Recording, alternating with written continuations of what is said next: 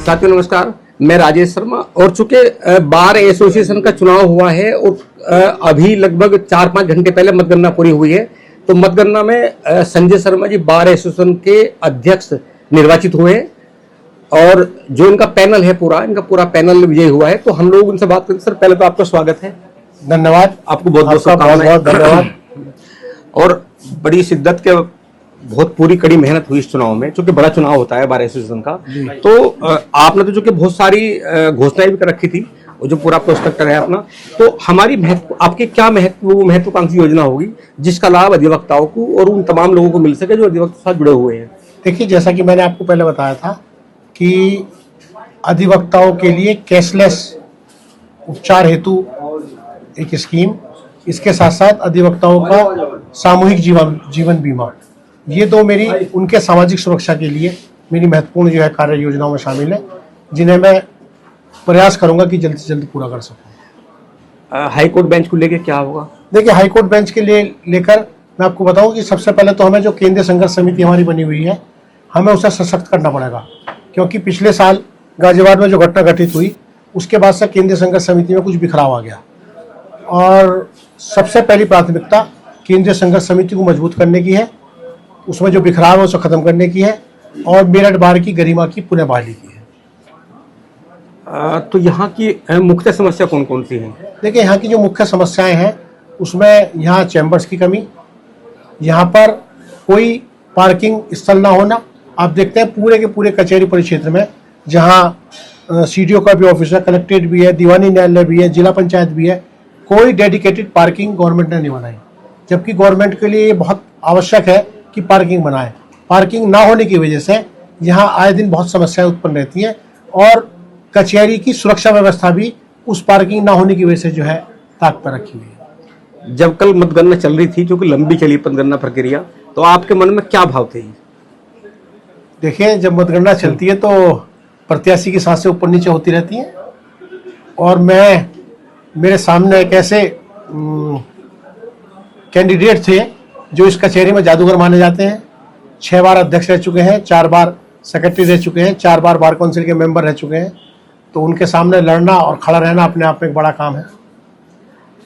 ऐसा कोई राउंड आया जब आप पीछे हो गए हो, वो आगे निकल गए हो? हाँ, एक राउंड आया था जब वो मुझसे 3 वोट से आगे हो गए थे। मेरी 90 थी और उनकी 93 थी।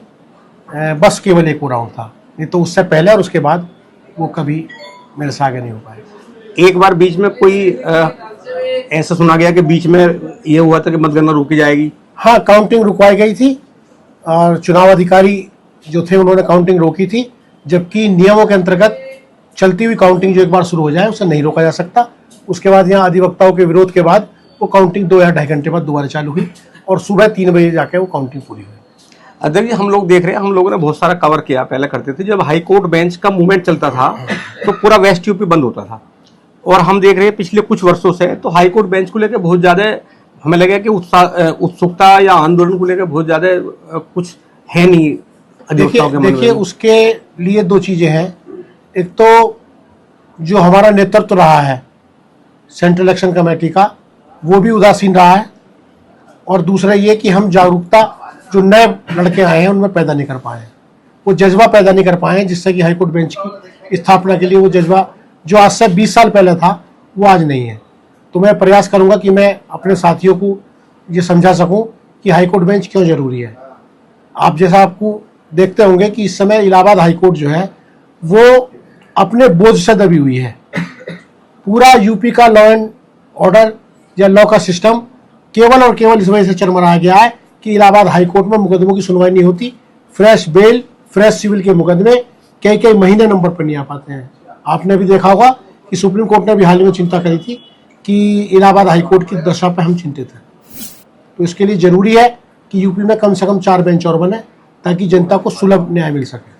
सर, आपके एजेंडे में 3 महत्वपूर्ण वे काम जो आपने वादा किया कि इन 3 महत्वपूर्ण जो सबसे महत्वपूर्ण काम है कि वो करने हैं, वो कौन कौन से काम है? मेरठ बार की गौरव की वापसी, अधिवक्ताओं के हितों के लिए कैशलेस बीमा योजना, और इसके अतिरिक्त जूनियर अधिवक्ताओं के लिए चैम्बर्स।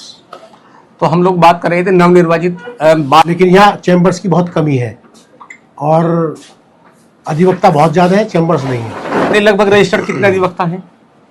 देखिए मेरठ बार में लगभग 6,500 के करीब रजिस्टर्ड अधिवक्ता है। और चैम्बर्स कितने हैं? चैम्बर्स यहाँ मुश्किल से मैं समझता हूँ 6-7 700-800 होंगे। तो कैसे होगी समस्या का समाधान? समस्या का समाधान ऐसा होगा कि जो हमारी जगह है वहाँ बहुमंजिलीय जो है इमारत बनाई जाए और उसमें वकीलों के लिए चैम्बर बनाया जाए, और वो जो चैम्बर भी बने वो यहाँ लोकल हिसाब से बने, हाई कोर्ट के किसी रूल के अंतर्गत ना बने, क्योंकि हाई कोर्ट जो चैम्बर्स बनाता है वो प्रैक्टिकली संभव नहीं हो पाते। वो चैम्बर्स जो है उनके लिए वो लोग 4 लोगों के बनाते हैं, बड़े चैम्बर बनाते हैं। तो यहाँ तो 4 अधिवक्ता एक साथ बैठ के काम नहीं कर सकते एक चैम्बर में, क्योंकि क्लाइंटों के आपस में हित का टकराव रहता है, वकीलों के और हितों का टकराव रहता है। तो एक चैम्बर में चैम्बर बड़े ना बने, 10 बाई 10 के चैम्बर बने, उसमें 2 अधिवक्ता अगर हों तो वो सफिशिएंट होता है। इस जीत को लेकर आप क्या कहना चाहोगे? देखिए ये जीत मेरठ बार के सदस्यों की जीत है, और मेरठ बार के सदस्य एक नेतृत्व में बदलाव चाहते थे, और ये जीत का श्रेय उन्हीं को है जो नेतृत्व में बदलाव चाहते थे और नया नेतृत्व चाहते थे। आपको बहुत बहुत धन्यवाद सर। धन्यवाद।